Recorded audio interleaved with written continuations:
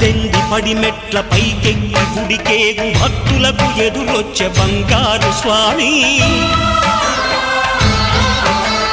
ఇరుముడులు స్పృశించి శుభమనుచు దీవించి జన బృందముల చేరే జగమేలు స్వామి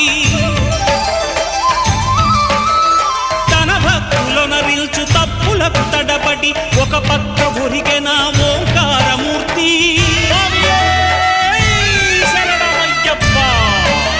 స్వాములందరూ తనకు సాయము కాగా ధీమంతుడై లేచే ఆ కన్య స్వామి